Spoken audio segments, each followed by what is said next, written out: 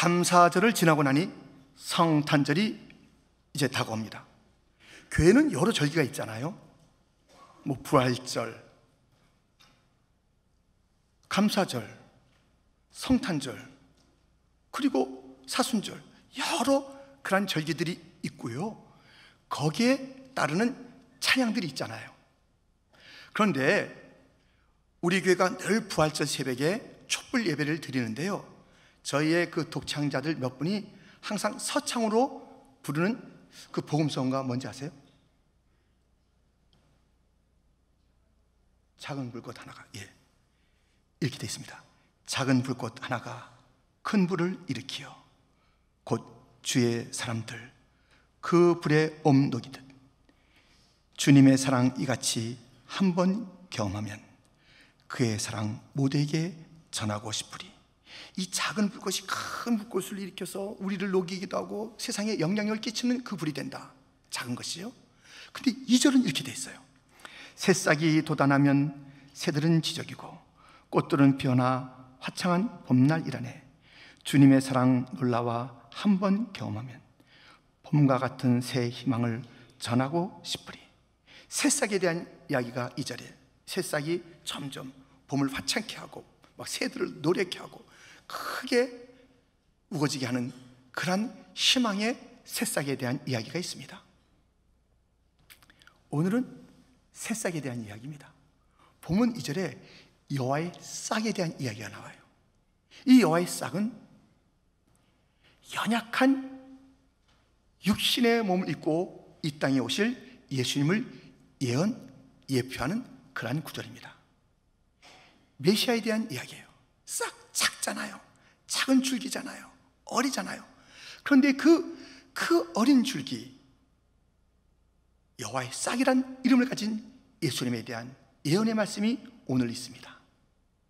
여호와의 싹이라는 이름을 가지고 이 땅에 오시는 그 메시아, 여러 가지 사역을 하시는데요, 오늘 본문에 보니 3가지 사역이 있어요. 그래서 이 사역들을 함께 살펴보고자 합니다. 첫 번째, 심는 것이에요. 그 땅에 이 여호와의 싹이 심겨지시는 그 일들을 우리가 오늘 본문을 통해서 보게 됩니다. 그 땅은 어떤 땅인가 먼저 볼까요? 1절입니다. 1절 말씀을 우리 같이 읽겠습니다. 그날에 7 여자가 한 남자를 붙잡고 말하기를 우리가 우리의 떡을 먹으며 우리의 옷을 입으리니 다만 당신의 이름으로 우리를 부르게 하여 우리가 수치를 면하게 하라 하리라. 그 땅은 어떤 땅인가? 여호와의 싹이 와서 심겨지는 그 땅은 어떤 땅인가? 처참한 땅이에요. 7 여자가 남자 하나를 붙잡고 있어요. 얼마나 이 모순입니까? 얼마나 이 질서 없음입니까? 얼마나 이 가정의 파괴입니까? 얼마나 이 사회의 붕괴입니까? 이 한 단어에 7 여자가 한 남자 붙잡고 나와 사랑하자, 나와 결혼하자, 나만 만나달라, 이 얘기를 하는 이 모습이 이 땅의 모습이에요. 이 한 구절에 모든 가정과 사회와 국가가 어떠한 모습인지를 보여주고 있습니다. 그 땅의 모습은 처참입니다. 절망입니다. 깨어짐입니다. 단식입니다. 분노입니다. 욕심입니다. 그 땅을 보여주는 오늘 첫 절 우리가 보지 않았습니까? 도대체 이런 어이없는 일이 벌어지는 곳, 이곳에 여호와의 싹이 심깁니다. 2절 말씀입니다. 2절도 같이 읽겠습니다. 그날에 여호와의 싹이 아름답고 영화로울 것이요 그 땅에 솟아는 이스라엘의 피난한 자를 위하여 영화롭고 아름다울 것이며. 이 싹은요, 영화롭고 아름다운 싹이에요. 심은 대로 거둔다고 그 땅이 척박하지만, 그 땅이 절망스럽지만, 그 땅이 곤고하지만, 그 땅에 심기우면 거기에 그 소산이 영화롭고 아름답다는 것이에요. 이 싹은 심겨요. 심겨지기 위해서 오는 거예요. 이 절망의 땅에 심겨진 것입니다. 시몬이란 사람이 있었습니다. 그는 기다리고 있었어요. 메시아를 기다리고 있었습니다. 하나님의 아들, 구원자를 기다리고 있었습니다. 그런데 드디어 그가 그 기다리던 메시아를 만나게 된 것이에요. 정말 너무 힘겨운 그런 그 그 상황에 기다리던 메시아를 만나게 됐습니다. 근데 그 구조를 제가 이제 읽어드릴 텐데 잘 들으세요. 누가복음 2장 28절, 시몬이 아기를 안고 하나님을 찬송하여 이르되 주제여 이제는 말씀하신 대로 종을 평안히 놓아주시는도다. 내 눈이 주의 구원을 보았사오니 이는 만민 앞에 예비하신 것이요 이방을 비추는 빛이요 주의 백성 이스라엘의 영광이니이다 하니, 지금 이 시몬이 드디어 오신, 아기로 오신 그 예수님을 안았다고 그랬습니다. 이 헬라에는 이 두 단어가 있습니다. 하나는 람바노, 잡는 거예요. 취하는 거예요. 유지하는 거예요. 떠맞는 것이에요. 람바노는 뭔가 마지못해서 붙잡고 있는 그 모습을 보여주고요. 데코마이, 안다, 친절히 영접하다, 보유하다, 인정하다, 내 것으로 삼을 정도로 꼭 안는다, 그 뜻이에요. 그러면 여기에 람바노가, 시므이가 안고 있다는 그 단어가 람바노겠습니까? 데코마이겠습니까? 예, 이거 틀리면 안 돼요. 이거 틀리면 안 돼요. 굳이 또 틀려. 예, 그러시면 안 됩니다. 이 데코마이, 데코마이. 그래서 예수님을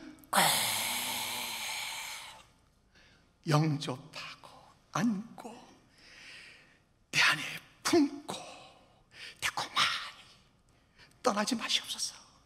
내 소유, 주님이 나를 소유하시옵소서. 내 안에 심기시옵소서. 내 안에 오시옵소서. 시몬은 그렇게 데코마이 한 거예요.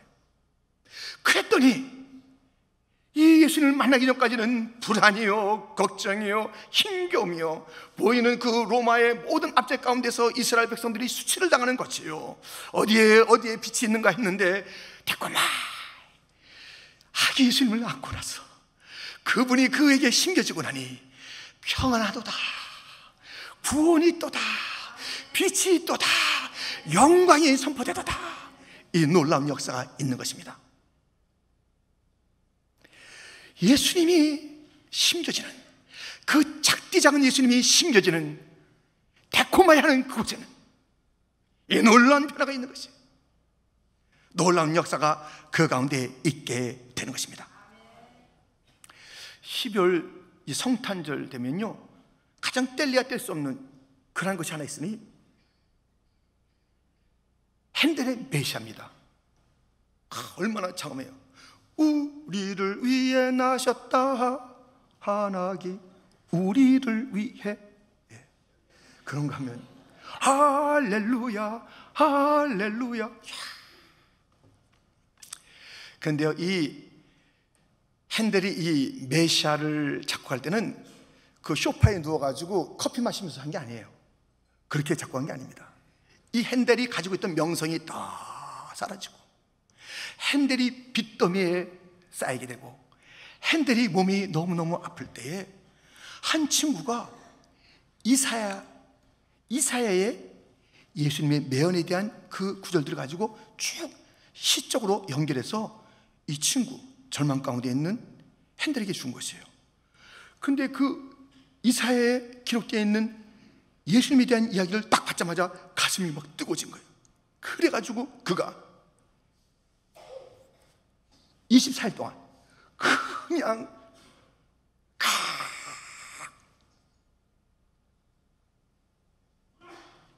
막 모든 것을 다 뭐 잠도 먹는 것도 기중요한 게 아니에요. 그 예수님, 이 이사야 여호와의 싹, 여린순, 고난의 주님 다 나오잖아요. 막 그것을 기록해 나갔습니다.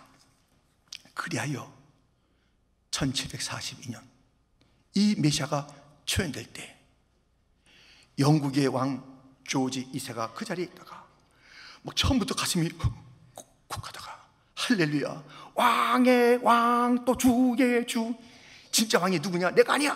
딱 일어서 왕의 왕을 경배했던 그 일로 말미암아 이 핸델은 자기의 가라앉았던, 파괴됐던 인생이 회복되고, 그를 통해서 모든 자가 메시아 왕께 일어나게 만드는 큰 변화가 있었다는 거예요.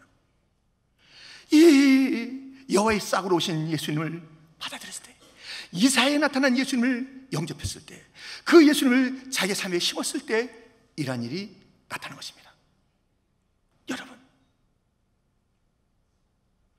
우리의 삶에 아무리 7 여자가 한 남자 붙잡고 하는 이 무질서의 삶이 이 가운데 있지 않습니까? 우리 세상에 있지 않습니까? 이 척박한 땅이라도 여호와의 싹이 임하면 질서가 있고, 절망이 희망이 되고, 슬픔이 기쁨이 되고, 탄식이 찬송이 되고, 죽음이 생명이 되고, 지옥이 천국이 되는 역사가 있을 줄 믿습니다. 여호와의 싹이 심겨져야 돼요. 소망은 여호와의 싹이신 예수님밖에 없어요. 우리의 눈으로 볼 땐 너무나도 연약한 그런 예수님이지만, 여호와의 싹 그런 막관에 오신 예수님이지만, 이 아기 예수님이 임하는 곳곳마다 변화가 있으니, 현대를 바꾼, 시몬을 바꾼 그 아기 예수님, 오늘의 우리를 바꾸실 예수님인 줄 믿습니다. 예수님은 심는 일을 하십니다. 그 영광스러운 싹을 심어 영광을 거두시는 여호와의 싹, 이 놀라운 일들이 거기에 있는 것입니다. 여호와의 싹은 첫 번째로 심는 거예요. 절망 가운데 심겨져서 희망을 주는 거예요. 두 번째 하는 일이 있으니 흘림입니다. 무엇을 흘리는가? 이 여호와의 싹은 피를 흘려요. 피를. 아니, 오늘 눈 씻고 찾아봐도 무슨 피를 흘린다는 이야기가 없는데요, 뭐 흘린다고 그럽니까? 자, 우리가 이 말씀을 제가 이제 드리면서 첫 번째로 여러분들이 꼭 먼저 가슴에 담아야 될 말씀이 있습니다. 레위 17장 11절인데요 같이 한번 읽겠습니다. 육체의 생명은 피에 있습니다. 내가 이 피를 너에게 주어 제단에 뿌려 너희의 생명을 위하여 속죄하게 하였나니 생명이 피에 있으므로 피가 죄를 속하느니라. 아멘. 우리 하나님께서 말씀하십니다. 이 죄의 문제는 피로 씻겨진다, 속해진다 말씀하는 거예요. 이 피를 주시겠다는 그러한 말씀이십니다. 이 피. 그래서 그 옛날의 모든 짐승의 피가 진정으로 우리 주님께서 주실 죄를 속량할 예수님의 피를 예표하면서 주어지는 것 아닙니까? 이 피가 흘려져야 죄가 속해지는 겁니다. 자, 이 원리를, 이 하나님의 말씀을 품고 오늘 본문을 보면 이렇게 되어 있습니다. 본문 3절 4절입니다 같이 읽겠습니다. 시온에 남아있는 자, 예루살렘에 머물러 있는 자, 곧 예루살렘 안에 생존한 자 중 기록된 모든 사람은 거룩하다 칭함을 얻으리니 이는 주께서 심판하는 영과 소멸하는 영으로 시온의 딸들의 더러움을 씻기시며 예루살렘의 피를 그 중에서 청결하게 하실 때가 됨이라. 아멘. 지금 오늘 본문에도 이 죄 씻음에 대한 이해가 나오는 거예요. 이 죄 씻음은 어디서 온다고요? 피가 흘려지고 피로 말미암아 죄가 씻어진다는 것이에요. 자, 이 여호와의 싹이 그럼 어디에서 피를 흘린다는 것인가? 이 피가 흘려져서 오늘 본문에 나타나는 모든 죄악들이 씻겨지는데, 이 이사야서에 보면요, 여호와의 싹, 여린 순, 자그만 가지, 이게 싹 아니겠어요? 그 순, 요 자그만 시작되는 그러한 가지를 연한 순, 어린 순이라고 그러지 않아요? 같이 쓰이는 것이에요. 그런데 이 연한 순, 곧 여호와의 싹, 거기서 피가 흘려지는 거예요. 이사야 53장 2절부터 보면 그는 주 앞에서 자라나기를 연한 순 같고 마른 땅에서 나온 뿌리 같아서 곤 모양도 없고 풍채도 없은즉 우리가 보기에 흠모할 만한 아름다운 것이 없도다. 그가 찔림은 우리의 허물 때문이요 그가 상함은 우리의 죄악 때문이라.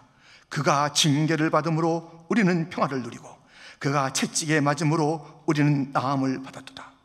우리는 다 양 같아서 그릇 행하여 각기 제 길로 갔거늘 여호와께서는 우리 모두의 죄악을 그에게 담당시키셨도다. 7절 같이 있습니다. 그가 곤욕을 당하여 괴로울 때에도 그의 입을 열지 아니하였으며 마치 도수장으로 끌려가는 어린 양과 털 깎는 자 앞에서 잠잠한 양같이 그의 입을 열지 아니하였도다. 아멘. 우리 예수님 여호와의 싹이에요. 여린 순이에요. 그는 실로 아름답고 영화로운 그 싹이지만 눈으로 볼 때는 고운 것도 없어요. 풍채도 없어요. 육신으로 볼 때는 마구간에서 무슨 선한 것이 있겠어요. 글로 오시니까요. 눈으로 볼 때는 이런 천부한 것이 다 있나. 나사렛 멸시받는 동리였습니다. 오심이 그래요. 그런데 그 여린 순 여호와의 싹, 작디 작은, 정말 누구도 주목하지 않는 그런 싹으로 오신 그 예수님이 피를 흘려요. 찔리셔요. 머리에 가시관을 받으세요. 손과 발에 못을 받으세요. 허리에 창을 받으세요. 채찍을 받으세요. 그래서 그가 피를 흘립니다. 예수님의 피가 흘려짐으로 죄가 속해지는 거예요. 그래서 오늘 그 하나님의 싹이 죄 씻는 그 이야기가 있지 않습니까? 거기에 무엇이 있다고요? 피 흘림이 있다니까요. 바로 이사야 53장이 그것을 우리에게 일러주고 있습니다. 여호와의 싹, 여린 순은 피를 흘리는 순이요 싹이다. 그리하여 죄가 사여진다는 것입니다. 이 어린 싹으로 오셔서 희생의 길을 피를 흘리시면서 구원하신 그 예수님의 이야기, 나의 얘기, 나의 얘기. 19세기에 러시아에 니콜라이라는 황제가 있었습니다. 이 니콜라이 황제가 밤에 이제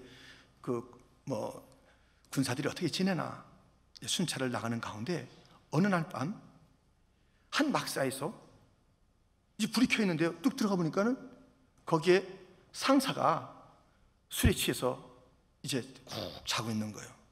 그런데 그의 책상에 보니까 책상에 무슨 글이 써 있는 거예요. 그 글을 보니까는 완전 절망스러운 글이 써 있네요. 나는 술과 도박에 쩔었다.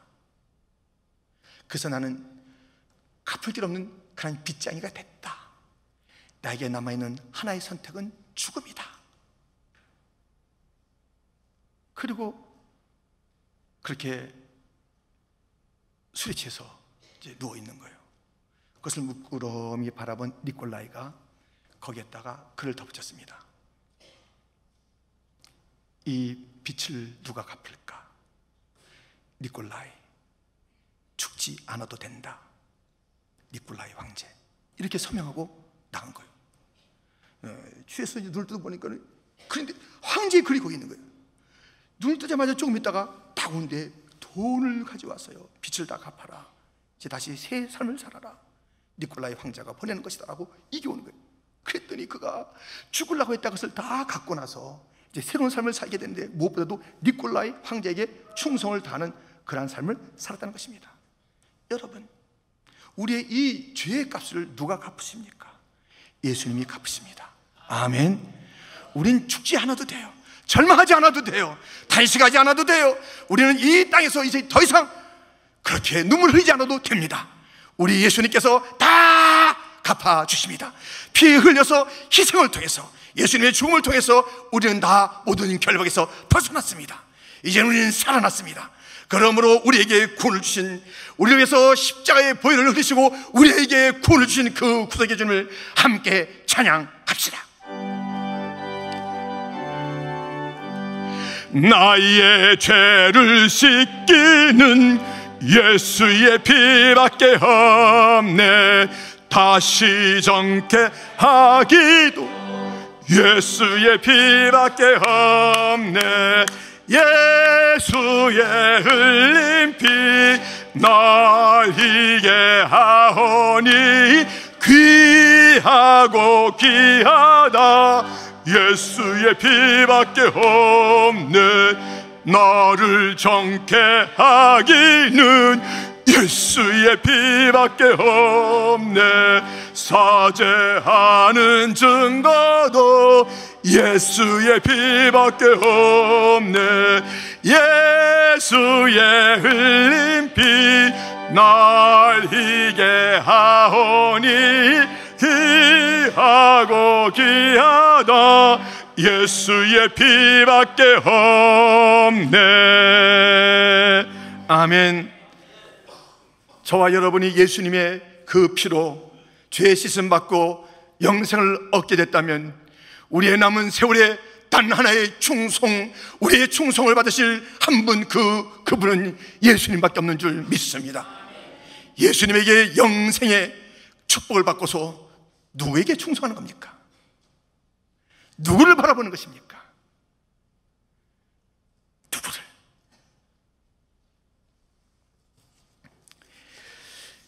예수님은 이렇게 심으십니다. 소망을 심으십니다. 흘리십니다.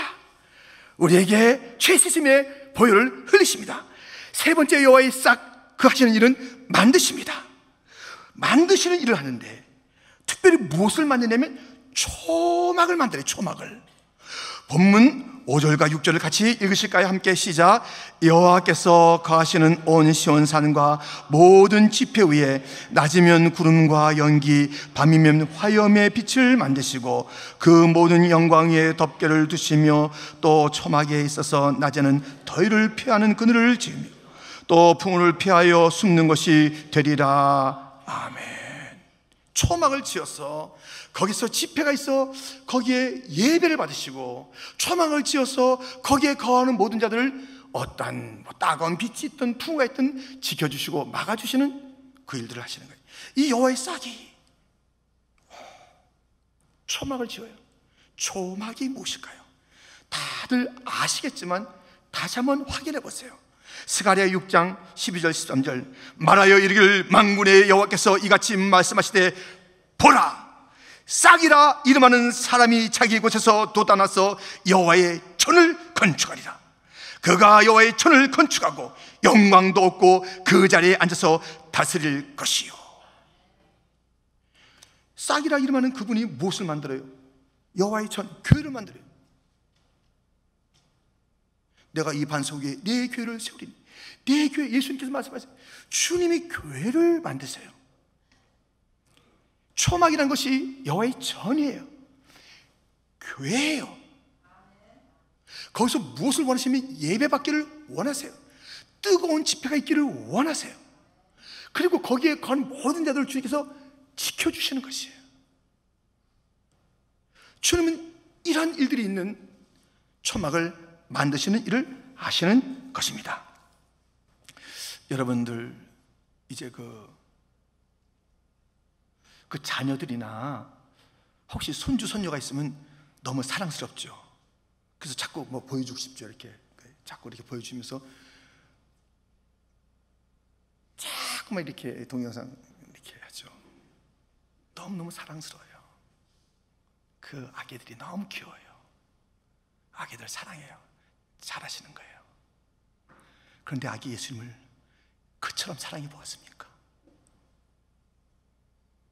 우리 아기 예수님을 자기 아들 딸들의 그 막 재롱 떠는 것, 손주 손녀들의 그 재롱 떠는 것, 막 그것에 막 보고 싶어하고 그리워하는 듯이 아기 예수님을 그처럼 사랑해 보았습니까? 우리 아기 예수님은 사랑을 뛰어넘어 경배를 받으셔야 돼요. 경배를 받으셔야 돼요. 그래서 이 아기 예수님이 왔을 때 초라하게 뭐 하면서 다 무시했던 그 예수님을 경배했던 그룹이 누구예요? 동방의 박사들, 그리고 목동들 아니겠어요? 동방의 박사들의 그 경배하러 올 때 보세요. 그 먼 길을, 수개월 걸린 그 길을, 위험이 도사리고 있는 그 길을, 불편하게 짝이 없는 그 길을 아기께 경배하겠다는 그 마음 하나로 그들은 그 길을 건너고 지나고 예루살렘에 이르러 위험을 당하고 협박을 당하고 음모 가운데 빠지면서라도 포기할 수 없었던 것이 아기 예수께 경배하는 것이었어요. 아기 예수님께 경배하는 그 경배, 그 열정, 겸손하게 온갖 귀한 것을 다 드려 경배하는 그 경배가 그들 가운데 있었던 것입니다. 성탄절이 뭐예요? 이 성탄절 막 신이 났다고, 그 라카펠라 센터에 뭐 성탄절 추리가 있다고, 예, 구경들 가세요. 예, 좋습니다. 그런데요, 이래서는 안 되죠.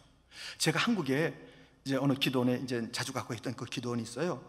근데 그 기도원에 거기서 이제 식사도 만들어 주시고 이렇게 또 관리해 주시는 권사님이 한 분 계신데 그 아들이 있어요.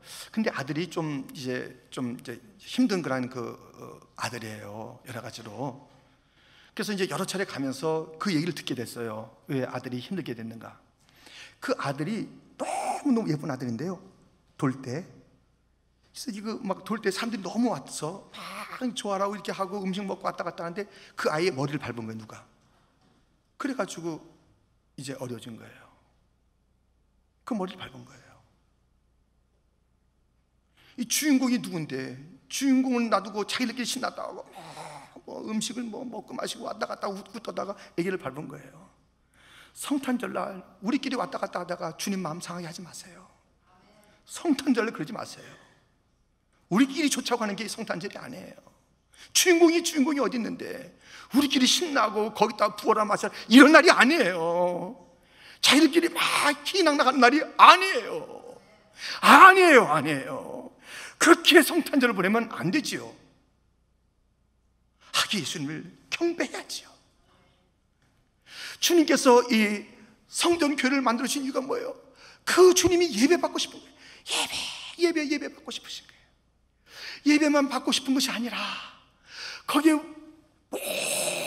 모든 경배하는 자, 그 초막 안에 있는 자, 그 전 안에 있는 자, 교회 안에 있는 자, 그들을 지키시고 보호하는 것이에요.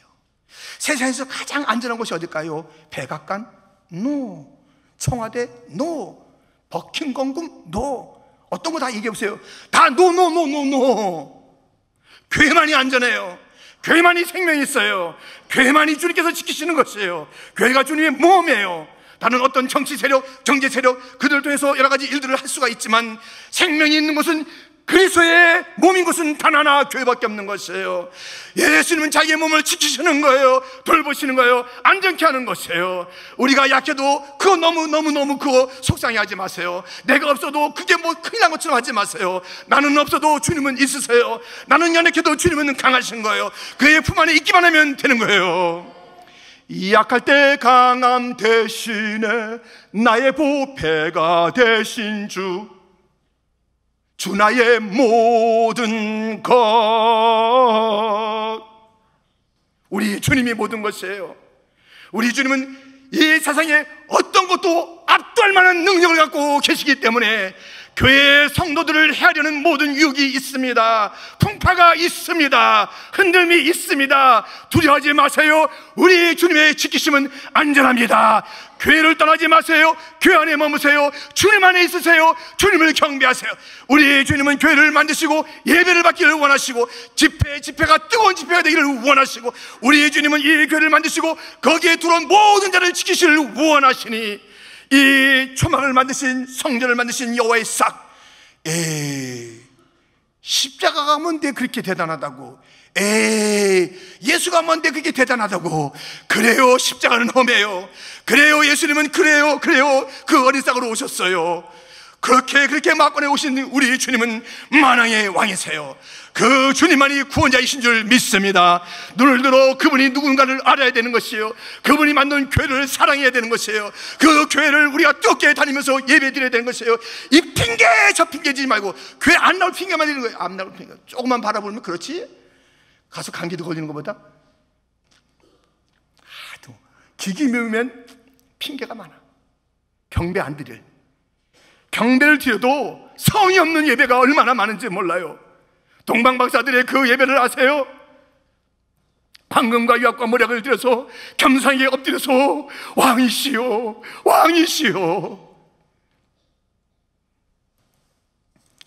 우리 예수님 여호와의 싹이라는 이름을 가지고 심으십니다. 흘리십니다. 만드십니다. 소망을 심으십니다. 예수님만 심겨주면 싹 달라져요. 데코 마이 하시기를 주님의 이름으로 축원드립니다. 예수님 여호와의 싹은 흘리십니다. 어린 양 예수님이 흘리십니다. 그 보혈이 나를 살렸네요. 송축하며 찬양합시다. 그 여호와의 싹은 점점점 무엇을 만드느냐? 초막을 만들어 거기서 예배받기를 원하시니 우리 주님을 한없이 높여드리는 예배자가 됩시다. 천성에 올라가서 또 새 노래로 주님을 높여드립시다. 우리 주님의 보호하심은 확실하니 환난을 당한 자 이리 오라. 주님이 계신 곳 주의 전에 이르러서 모든 풍파는 지나가리라. 가장 안전한 곳에서 주님을 송축하며 주님을 신뢰하며 천국 가는 그날까지 교회 생활 잘하시는 성도가 되기를 주님의 이름으로 축원드립니다. 여호와의 싹을 주신 하나님을 송축합니다. 그 예수를 경배합니다. 이 일들을 이루셔서 예수님을 성령으로 잉태하여 이 땅에 보내신 성령님도 우리가 송축하는 것입니다. 성삼위 하나님이시여 놀라운 일들을 이루신 이 성탄의 계절에 우리가 마음과 뜻과 정성을 다하여 주를 경배하나이다. 우리 교회 가운데서 경배 성축을 받아 주옵시고, 우리의 가정에서 그렇게 대해주십시고, 우리의 교회와 가정과 사회와 국가와 모든 문화와 예술 가운데, 교육의 현장 가운데, 모든 삶의 지친 곳에 우리의 주님 모셔서 사는 소망을 주시옵소서. 함께 믿고 기도하며 나가는 온 성도들이 되길 주님의 이름으로 축원드립니다. 하나님 아버지 감사합니다.